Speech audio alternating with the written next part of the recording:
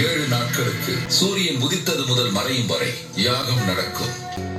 முதல் சமர்ப்பணம் கணபதிக்கு.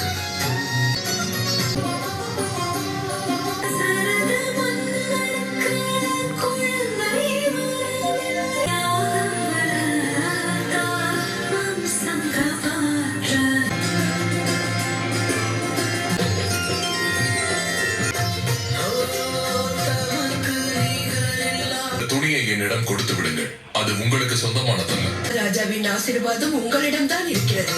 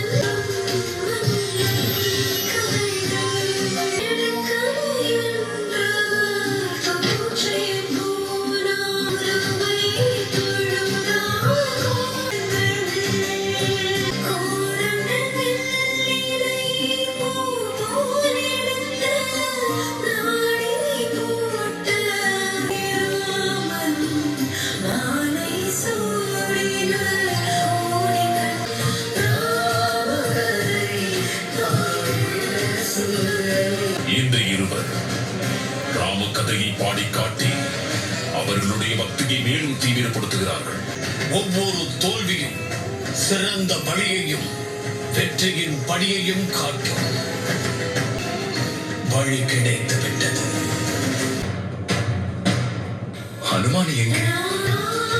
பிரபு, அந்த முனிவர் எங்கே போனார்? மிகவும் உணர்ச்சி வசப்பட்டு நம் பாடலை கேட்டுக் கொண்டிருந்தாரே.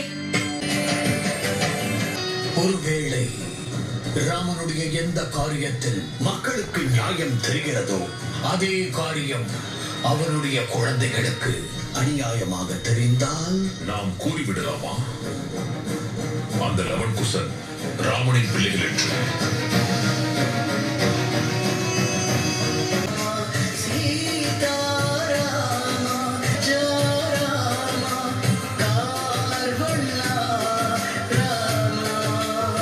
இருப்பதை காண்கிறேன்.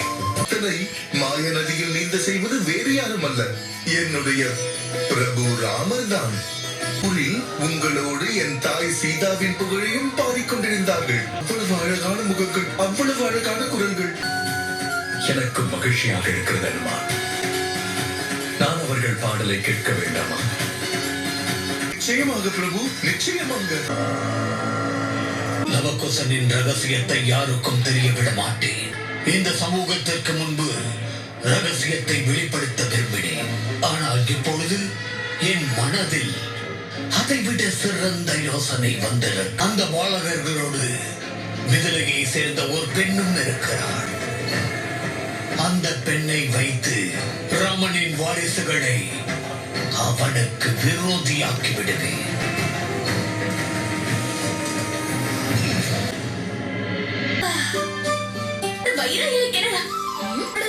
வாயோடு சேர்த்து வயிறும் காய்ந்து விடுகிறது.